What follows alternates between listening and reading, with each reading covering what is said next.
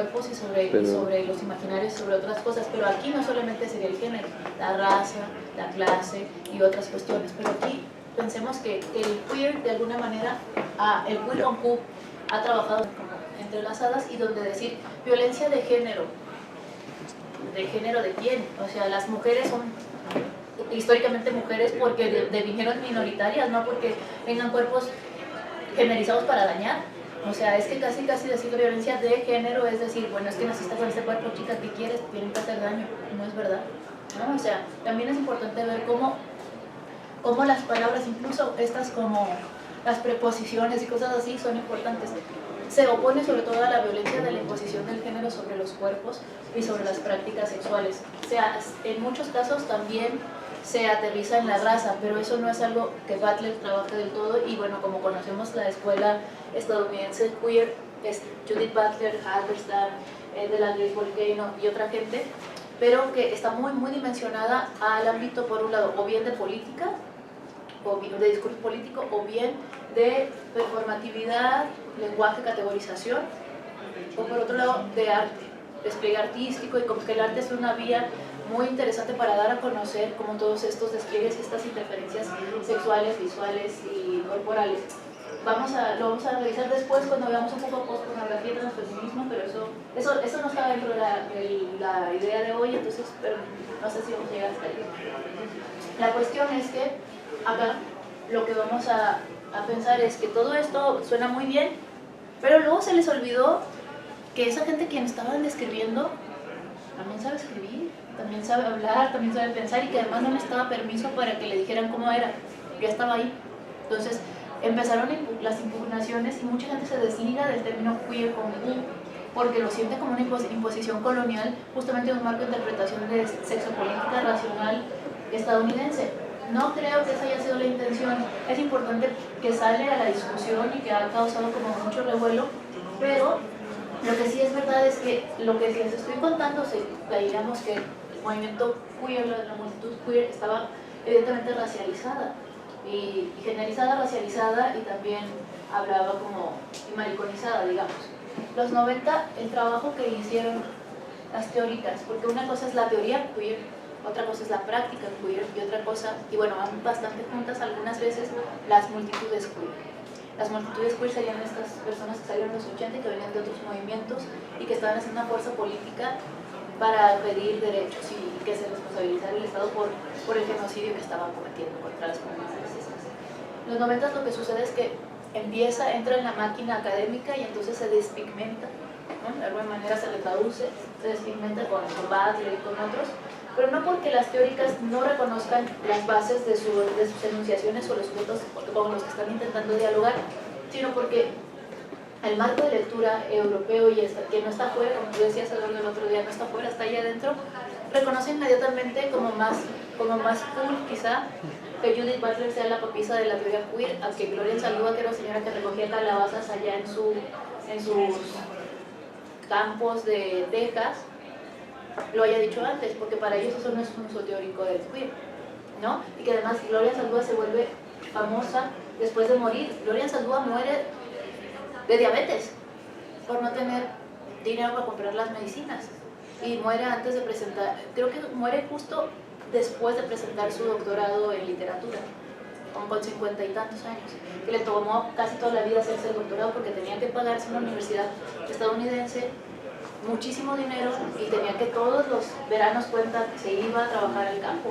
No, trabajar en el campo tampoco es muy rentable, ¿no? Y tampoco es para victimizarla, solo es para como ver cuáles son los focos de interés y cómo se expropia, cómo se canibalizan ciertas como ideas, ciertas prácticas para intentar reproducirlas.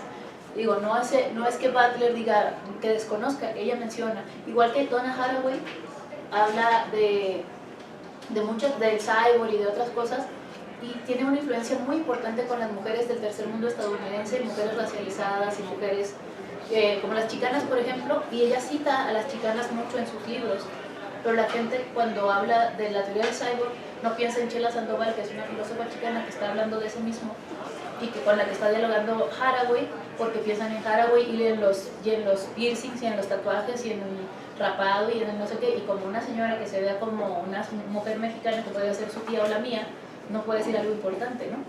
También un poco esta es cosmética, esta estética, estos regímenes visuales que parece que siguen funcionando de estas maneras, ¿no? O como decía Césaire, ¿no? Aimé Césaire, cuando decía que las francesas cuando él llegaba y hablaba perfectamente francés se desmayaban, ¿no? Porque decían, ¿por qué él sabe hablar esto? No, lo peor era la ignorancia absoluta, decía, ¿por qué entendemos lo que dice?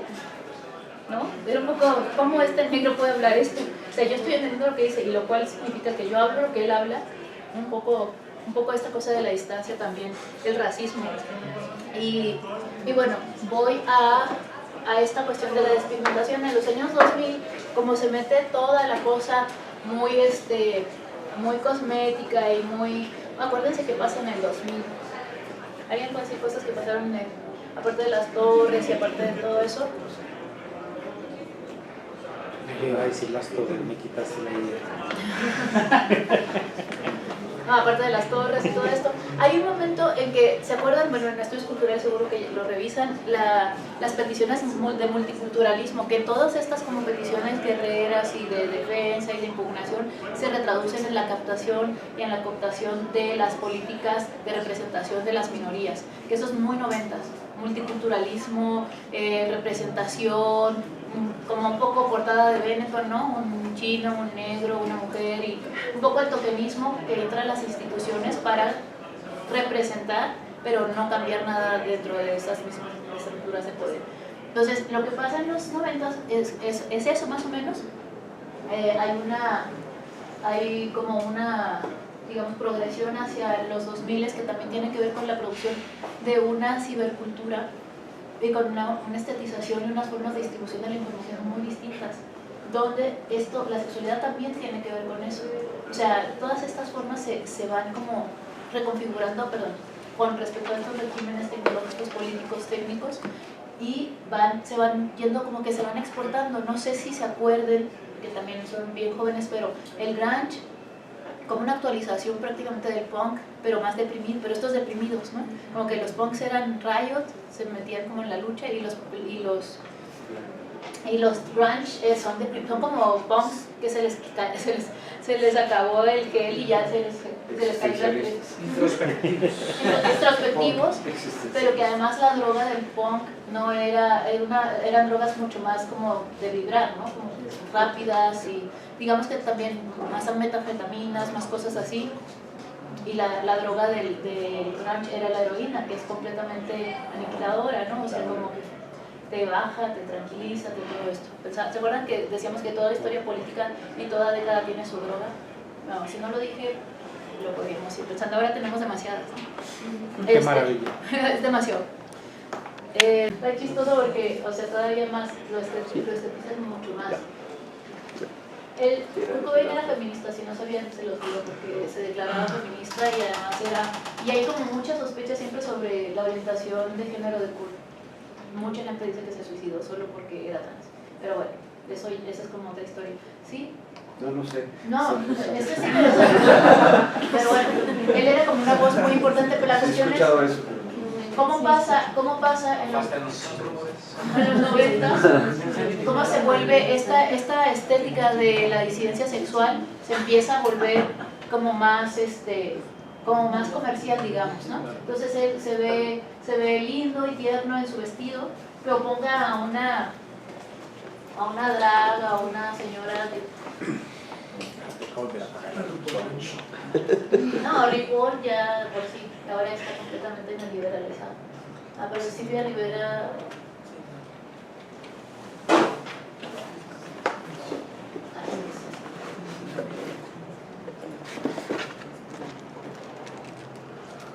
no es lo mismo ver a Kurt Cobain que a estas señoras, ¿no? Tampoco sí, Silvia Rivera de hecho es muy importante porque en 1969 no sé si ustedes conozcan qué pasó en Stonewall, que es un bar que está en Nueva York. Había mucho acoso policial y mucho acoso contra las mujeres y la gente gay, y ella, Silvia Rivera, que era una travesti, y bueno, después se entendía como... Y también es que pensemos en eso, ella en su momento no se pensaba como una mujer trans, se pensaba como una persona gay, porque era la única categoría disponible para pensarlo. Ella después, hay videos donde nos dice, el movimiento gay tiene que unirse, pero ella hablaba de gay como algo mucho más abierto, porque no había categorías para pensar eso. Existe un libro que se llama Historia de lo Trans, que es un libro de Susan Stryker, que lo acaban de traducir en España, y ella habla de también esto, cómo se han tenido que ir autodenominando las comunidades para hacer impugnaciones a las estatalizaciones médicas y a la patologización. Entonces, todo esto como animalia queer, digamos, y estas cosas extravagantes, se van como volviendo parte del imaginario social y cultural, y después se va exportando como a la comercialización de estas estéticas y todo esto, aunque no está desapareciendo, y que pasa más o menos con la idea del multiculturalismo en Estados Unidos. El hecho de que se visibilice a veces es que se satura de visibilidad, pero no cambian las estructuras de poder que se ejercen de manera jerárquica contra estos sujetos. También en los 90 eso, están como ya el boom de la entrada de internet y de teléfonos y de representación de otras cosas, y luego acá hay como un régimen donde el arte contemporáneo, la performance y todas estas cosas importan la idea de queer, empiezan a leer en estos años.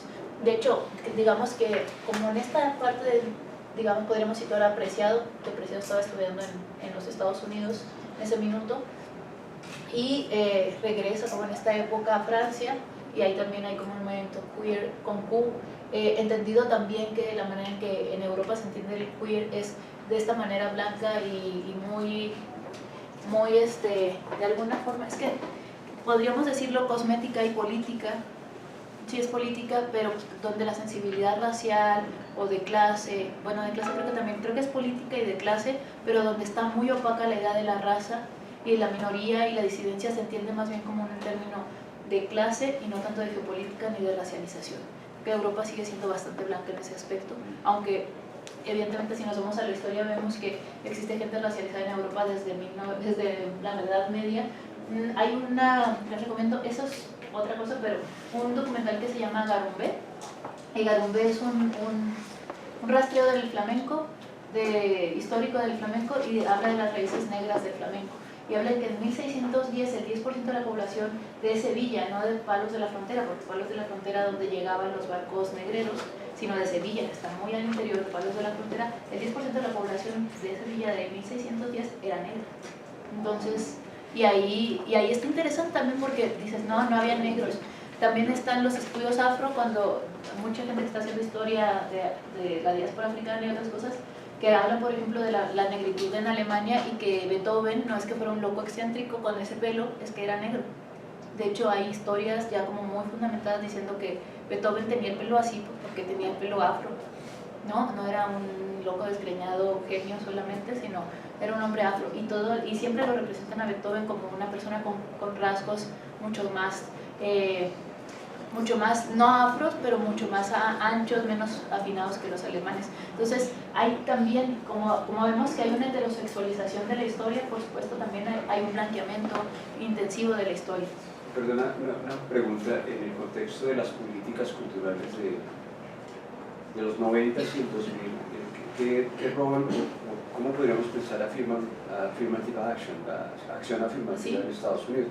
Porque empezó a ser como una suerte de visibilización de estas poblaciones y la integración de la misma, pero obviamente bajo la estructura, no cambiando cosas así. Sí, la cuestión como que se conoce como el tokenismo, es como le dicen, que es la integración de una figura de las minorías para la política, como la política de... La foto. Sí, pero también viene con la cuestión del lobby institucional, los 2000s, o sea, a finales de los 90, principios de los 2000 viene esta mancuerna terrible donde lo poco que quedaba como de izquierda o de centro izquierda en Estados Unidos se neoliberaliza, y entonces la política de la representación y de la integración pasa por el neoliberalismo, igual que pasa acá con los lobbies políticos en Latinoamérica, y que es una crítica que hacen las feministas autónomas muy importante y creo que muy pertinente, y sobre todo Brenny Mendoza, no sé si conozcan el trabajo de Brenny Mendoza, es una politóloga feminista que trabaja en Estados Unidos, pero ella es El Salvador no, Nicaragua, ella es de Nicaragua y es de Honduras. Ella es de Honduras y ella tiene un libro maravilloso que acaba de publicar Herbert, que es primera vez que lo traduce, que escribe en inglés, pero se llama Los fundamentos antidemocráticos de la democracia, y ella habla de la colonialidad de la democracia. Y ahí en el índice dice lo que pasó, por ejemplo, con Fujimori, lo que pasó con las dictaduras, lo que pasó en los años 90, 80, 90, 2000, y luego la institucionalización del feminismo como si fueran ONG salvadoras, es la fagocitación de los regímenes de lucha y de representación y de contestación, tanto visual como políticos, que se meten al lobby del neoliberalismo, porque el neoliberalismo se integra como un proyecto neohumanista. Y entonces ya no hay una separación entre economía y vida. Bueno, no la había antes, pero me refiero a que entendamos esto como que empieza acá, los Planomics, pero luego se convierte como espectralmente en otra cosa y ya no podemos pensarlo de otra manera. Entonces, el movimiento feminista, por ejemplo, se institucionalizó y también viene la agenda de los derechos humanos y de los salvadores de la ONU contra ONU-SIDA y todas estas cuestiones, que lo que ellos estaban pidiendo eran que no solamente era salir en la foto, era que querían tener derechos y querían tener como acceso a la salud. También está la otra parte. En los 90 empieza como toda la investigación para 90s, 2000 para tener como los retrovirales. Los primeros hacían pedazos a la gente, los mataban más rápido de lo que debería ser, pero pasan estas dos cosas, como esta intersección bastante gore, digamos, entre la política de la gobernación de la pandemia, la política de la representación, quieren que los representen, perfecto, dennos todo lo que, infórmenos, y entonces metiendo toda una serie de políticas contradictorias a las agendas de la institucionalización y digamos, la ONGización de las políticas, no solo LGTBI como tal, sino también de las políticas raciales o políticas de mujeres. Y además la separación entre estas, que creo que eso es súper importante, porque una de las cosas que han hecho y que creo que está como muy aquí en estos minutos, pasaron muchas otras cosas, pero bueno, vamos a intentar llegar a queer, porque no sé qué hora es.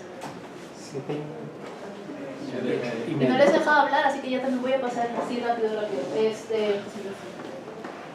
Acá también hay un momento en el que las agendas políticas, pensemos en que los movimientos eran multitudes queer y entre ellos se llevaban más o menos, había desafío, había disenso, pero el disenso también se dio entre las comunidades latinas y latinoamericanas, sobre todo, y negras, que eran los dos movimientos más potentes de disidencia política en su momento en los Estados Unidos, cuando se empezaron a levantar el ejército de las Panteras Negras. O los chicanos eran mucho más como un rollo que un poco más moderado, yo creo, hasta que no llegaron a hacer un ejército, pero eran dos movimientos que dialogaban mucho entre sí.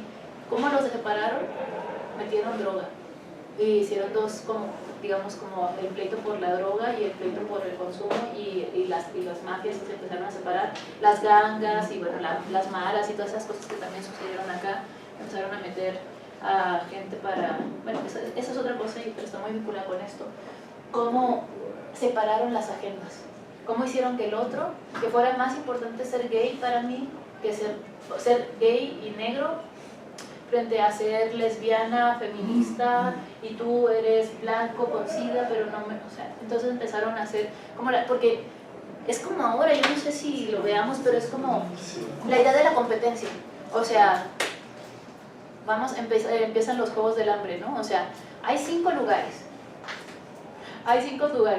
Y necesitamos a un negro, necesitamos a un no sé qué, pero solo hay 5 lugares, entonces usted tiene que ser el negro que aparezca, aunque sea solamente uno, pero usted tiene que competir contra el latino, y tiene que competir contra la mujer, y tiene que competir con no sé qué, y ahí había 5 lugares, ahora hay 1, o 2, o no sé qué. Entonces hacer este trabajo como de desagregar a la población, que también es una cosa como histórica que han ido haciendo, cuando el género, la sexualidad, la raza son espacios como de engarce, de lucha, como de conciencia política colectiva, de alianza, digamos. Entonces vienen estas otras políticas de seducción, sobre todo económica, para separar. Y eso pasa, o sea, pasa porque cuando los movimientos empiezan a tener como fuerza, pues obviamente hay que dividir y vencerás. Y eso pasó con las políticas de representación. Entonces de repente toda la agenda LGBTQ tal se volvió puro SIDA, o se volvió puros hombres gays que no querían ser identificados como maricones, muy varoniles, o se convirtió en mujeres lesbianas que no se van a declarar jamás feministas porque eso es, no sé. Entonces, como que esas divisiones fueron también lo que esta sería, queer no es igual a esto, también eso es importante. Y no es porque sea muy especial, simplemente es porque no tienen un proyecto político igual. Entonces, y sobre todo porque el queer tiene un proyecto político de desafío a los estamentos de la reproducción del cuerpo social, nacional, heterosexual y todas estas cosas. Eso, queer no es gay y gay no es igual a marica. Marica, ¿aquí dicen marica también? Sí. Joto, puto, todo eso, como lo que sea. Loca, todo eso. Ajá, todas esas cosas como denigrantes, ¿no? Peyorativas. También eso es otra cosa que hace el queer. El queer significa raro, extraño, extravagante, tal, pero significa maricón sobre todo, o puto, o joto, o lo que le quieran decir, o sea, alguien que no es heterosexual. Y entonces, por tanto, es denigrado. Y lo que hace la teoría queer es agarrar ese insulto y darle la vuelta. Y cuando activa el insulto para sí mismo como una forma de identificación, desactivas el insulto, ¿no? Le quitas la fuerza al quien te está diciendo puta, o a quien te está diciendo negra, o, ¿no? Porque se utilizan como si fueran armas arrojadizas, pues por eso Butler tiene tantas cosas sobre discurso, sobre odio y esas cosas, ¿no? Bueno, y ahí está la capacidad también de la potencia revolucionaria de darle la vuelta a ciertas cosas del lenguaje.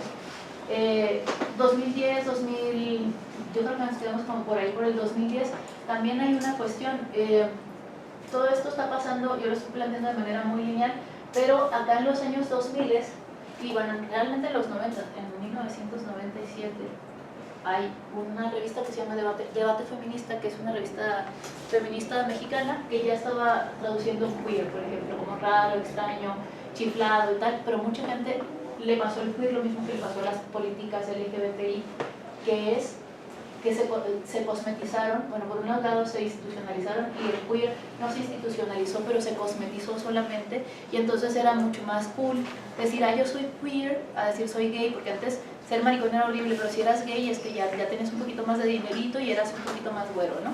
Porque decía Pedro Lemebel, una maricona india nunca va a ser un gay, o sea, a mí me echan de los bares gays, ¿no?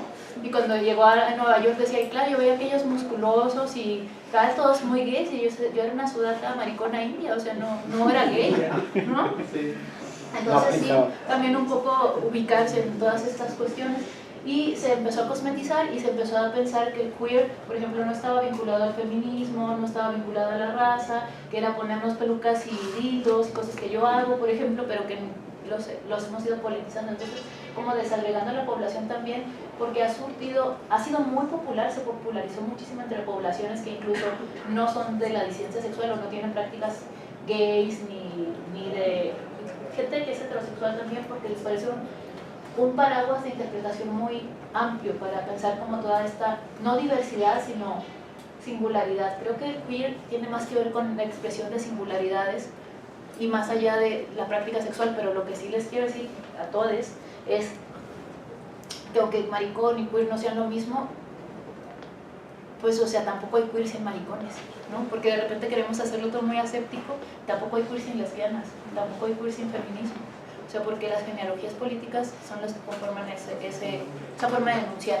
Pero sí es una fórmula muy anglo-blanca, digamos, y anglo-europea, con la que muchas feministas racializadas no se sienten cómodas. De hecho, me hubiera gustado que viniera Yuderkis porque trae un texto que creo que le puede parecer, Yuderkis no, Ochi, sí, que yo sé que a ella no le gusta nada, ninguna de las categorías, y también eso es importante, no tiene por qué gustar, pero también el queer no necesita ser como un concepto colonial que viene a explicarnos el mundo. Si no te funciona y en la comunidad en que tú ejerces tu movimiento político queer sobra, o sea, tampoco es todos tenemos que hacer consenso para que todo sea queer, no, hay cosas que se llamarán de una manera que no se van a traducir a queer.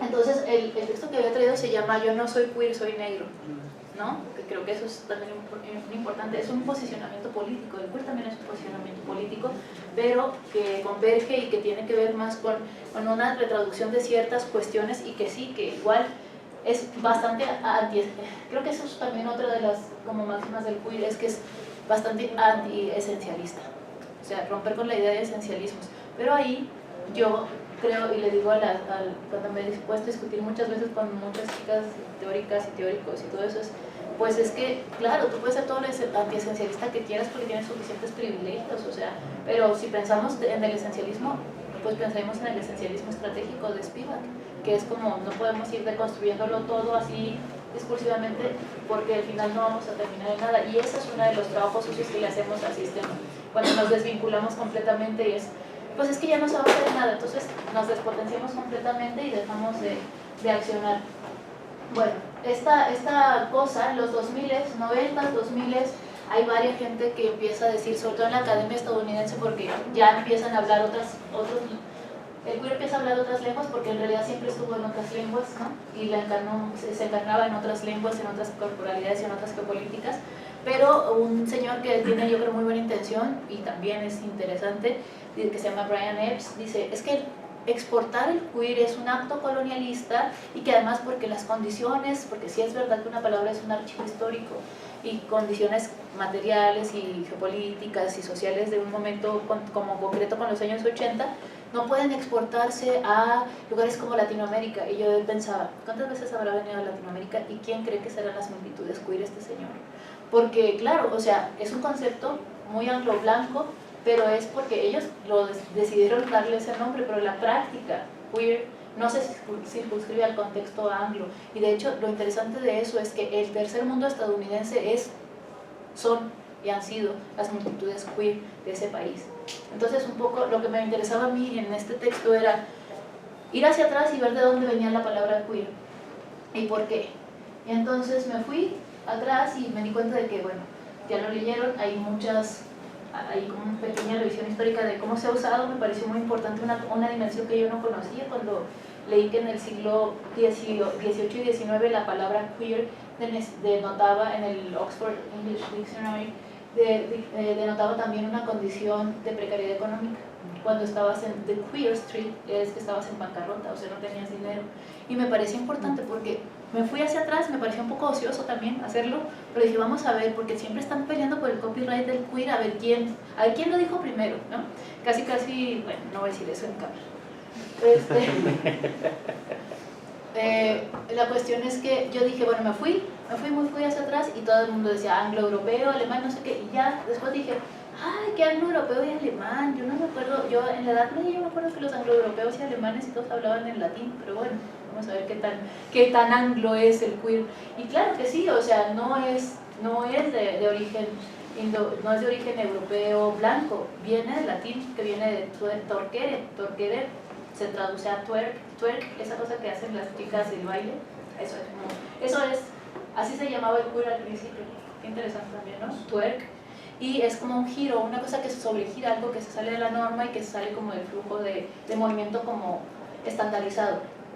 Después pasa al alemán a través del twerk, del alemán pasa al inglés, y luego de ahí pasa como en algún minuto a través de, no sé, como una mezcla con un escocés o no sé qué, se vuelve con Q, pero al principio era con TW, twerk, porque venía de torquere, y torquere venía de torcer, y torcer es torcido, y en realidad lo que significa queer es torcido, ¿no? Entonces yo me fui hacia adelante y eso también tenía que ver con una dimensión económica. También to be queer era alguien que era de difícil lectura, uno no sabía que era un loco, un chiflado, un desparpajo, un horror, pero también era algo que contradecía la lógica victoriana de esos momentos, que era todo muy estandarizado. Entonces casi cualquier cosa podía ser queer, ¿no? En una lógica tan estandarizada casi todo puede ser queer porque te está rompiendo con algo.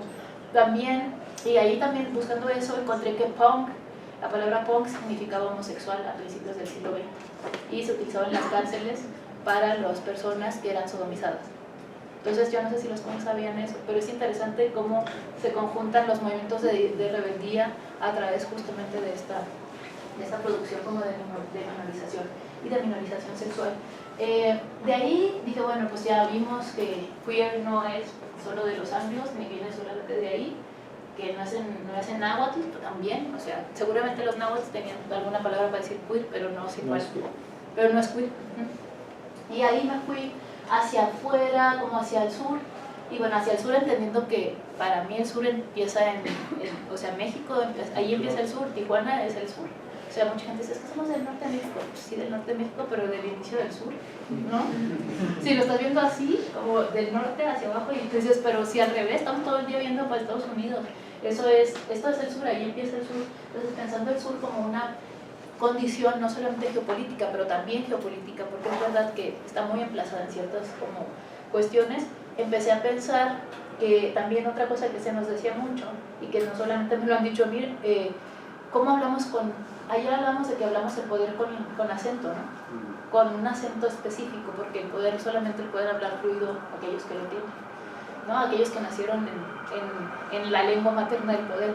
Entonces también pensaba que muchas veces, y que esto también eran anécdotas que tienen que ver con la participación de la imaginación política de la gente,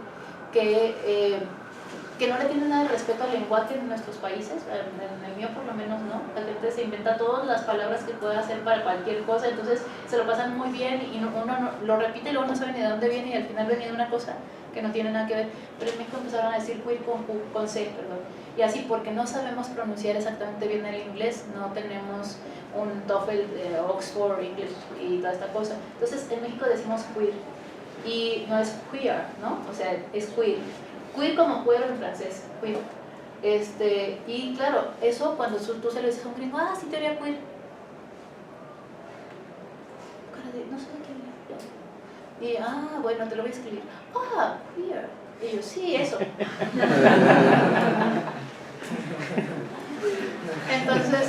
Entonces, pero esta anécdota es chistosa porque creo que le ha pasado a todo el mundo. Y le pasaba también a unos chilenos que me decían, es que hicieron un performance, un chileno que se llama Felipe Rivas San Martín, tiene un performance que dice, que se llamaría queer con la lengua afuera. Entonces está con la lengua afuera y está diciendo queer, es muy chistoso, es un video performance. Pero a lo que iba con esto es que el texto estábamos también deshaciéndonos un poco de la violencia lingüística también colonizadora, y también lo que me importaba era volver extraña esta palabra. Ostrañeñe, todos saben, y bueno, allá nuestra amiga Liliana, ¿te llamas? No, ¿Yo? ¿Ana? ¿Yo? Adriana. También volviendo extraño el nombre de Adriana, porque no me acordaba. Adriana, pues como saben, los formalistas rusos inventan esta técnica de poesía, ¿no? Que es desfamiliarizar el lenguaje. Que lo que no, ostrañeñe viene, eso significa desfamiliarizar, enrarecer, que algo que tienes ahí lo veas de una manera distinta. Y cómo hacemos que una palabra, también ha sido por joder y por dar mucho, por divertirme mucho. Yo me la paso muy bien haciendo esas cosas, ¿eh? La cosa es como, ¿por qué no? O sea, vamos a reírnos un rato, vamos a decir queer y ya. Entonces, la idea no es un rollo de desterritorialización, sino de reubicación, porque también, no sé si conocen el trabajo de muchos teóricos y artistas de acá y de otros lugares, como Nadia Granados, como aquí en Colombia, también está en Perú, el Museo Travesti del Perú de Giuseppe Campuzano, o sea, una serie de cosas como con Giuseppe Campuzano, que ya murió hace un par de años, pero tuve la oportunidad de conocerlo como en 2006, 2007, 2008, y él me enseñó, estaba en ese proyecto, y luego en el 2009 lo volví a ver y tenía un libro que se llama El Museo Travesti del Perú, y lo que hacía él era, justamente por toda la violencia que sufrieron las comunidades travestis y trans y maricas en el Perú, decidió hacer una búsqueda como casi arqueológica de prácticas de disidencia sexual y de travestismo en el Perú de la colonia, y encontró muchísimas cosas, y encontró como mujeres vestidas eran como hombres vestidos de mujeres tapadas, un poco como musulmanes, porque se usaba eso en la Edad Media, pero eran mujeres que se podían casar con otros hombres, eran hombres, quizá mujeres trans, en ese momento no sabemos definirlo, pero se podían casar con otros hombres porque su indumentaria les permitía vivir como mujeres, hombres que se travestían de mujeres, o sea, cosas como cosas que se travestían de deidades, o sea, como que el travestismo, que también es una cosa muy importante a través del performance y de la performatividad, no se reducía al género, y no era solamente disfrazarse, digamos, o travestirse del género contrario, sino que la imaginación política del drag en Latinoamérica colonial era muchísimo más extensiva y extensa de lo que nos podemos imaginar. Entonces, eso es interesante porque eso es una genealogía queer con C, que no está en otros, que quizás está en otros lugares, pero que no es algo que nos hayan traído y que luego ya se haya inventado en ese minuto, sino que más bien como una contraofensiva histórica, política y social de ver que el queer con CVR, que se puede llamar así o se puede llamar como la gente le quiera decir, en los territorios donde se practica, era como una forma también de decir, es que no necesitamos sus códigos para explicarnos a nosotros mismos, pero también podemos hacer el juego de poner un código que sea una especie de pitching que nos inventamos para hablar, no en la lengua de ustedes, ni en la lengua de la colonia, porque ya ni la conocemos, sino en un marco de relación interepistémica que podemos negociar y que además no tiene por qué ser lo que yo diga o lo que ustedes digan, porque también en Ecuador le dicen cuy, como de cuy, de queer, ellos lo escriben así. Con esto creo que sí. O cuy, sí, como del cuy, ¿no? De los cuyes que se comen. Y entonces eso es otra como forma de escribirlo. También hay gente que lo escribe así. Queer, cuando tienes acá, regularmente tiene que ver con movimientos anarquistas y de casas ocupa. La Q así tiene que ver con... Entonces cada vez se va extrañizando más, ¿no? Cada vez se va desfamiliarizando más, pero en el código semántico técnico sabemos, si nos empezamos a socializar como en las variaciones del queer, con CVR, el cuy es como lo que hacen los ecuatorianos por su referencia a su cultura andina y a los cuis que significan muchas cosas de ellos. Los el queer con pu tiene que ver con el movimiento anarquista y ocupa y feminista y así, ¿no? Entonces, lo que me parece interesante de todo esto es que es una invitación a crear categorías más allá del permiso epistemológico y también que puede llegar a crear alianzas entre poblaciones que no tendrían por qué sentirse identificadas solamente con la disidencia sexual, digamos, ¿no? Porque es mucho más amplio que eso y que además habrá prácticas históricas en nuestros territorios que pueden ser mucho más queer que realmente la disidencia sexual. Coger con alguien del mismo género no tiene nada de revolucionario, lo revolucionario se lo pone a uno si se politiza, pero no tiene nada que ver que el hecho, como también ser negro, pero ahí hay una, quisiera que estuviera acá alguien, bueno, échame pleito, con lo de ser negro. Obviamente ser negro es que es una cosa que ser mujer y ser negro se te ve, o sea, lo tienes ahí, a lo mejor ser gay también se ve si lo queremos como explicitar, pero la cuestión es que también hay un blanqueamiento, ¿no? Imaginario, y también hay una masculinización de ciertas mujeres, o una negación de lo femenino, o una negación de lo mujer. Entonces, a lo que voy es que casi cualquiera que pueda politizar sus luchas y ponerlas en alianza puede pensarse como queer. Pero como el queer con CVR nos parece importante que no se desexualice, porque también es importante las prácticas sexuales, el placer y todas estas cosas. También existe otro término que tiene que ver más con el feminismo. El queer también, el queer con CVR es feminista, pero también tiene otras formas. Pero el transfeminismo incluye al queer. Sí. Antes de que vayas para allá, de pronto como una ronda de ¿Sí? preguntas y de cosas. Sí, porque ¿Sí? ya es bien tarde y no sé qué. Sí. He estado hablando como loquita. Sí, estabas dándonos una clase maravilloso, mira, no sé, ¿alguien quiere hacer comentarios de algo? A mí me surgió la pregunta sobre lo estético en lo queer. Es problemático, ¿no? Porque cada una, por ejemplo, de esas letras de lo gay, lo lésbico, lo trans, está ligado a unas estéticas particulares que van conformando la identidad. Pero lo queer precisamente rompe con lo identitario, pero aún así uno piensa en lo marica y lo marica tiene algo de estético y mucho de estético, ¿sí? Entonces no sé si eso es a lo que se refiere con la cosmetización de lo queer o dónde entra, digamos, que esa importancia estética o visual de verse queer o cómo se ve lo queer. Eso me surgió como de duda. Yo me le pego a ese comentario en este sentido, a ver cómo te suena esto. ¿Qué tal pensar esta discusión queer no en esa genealogía, sino más en una genealogía del anarquismo? ¿Qué tal pensar el asunto que queer no se refiere a sexualidad, sino que se refiere a un asunto de dispositivos de normalización y de disidencia?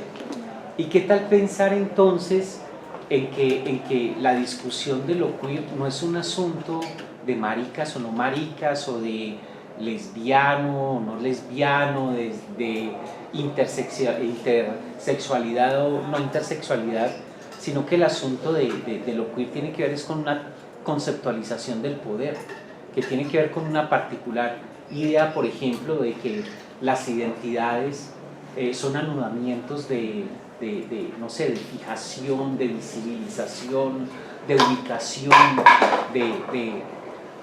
no sé, de sedimentación. Entonces, no sé cómo te parecería a vos pensar más en esa clave, en la genealogía del anarquismo, más que esta genealogía, digamos que es la genealogía que siempre uno escucha con respecto a lo queer.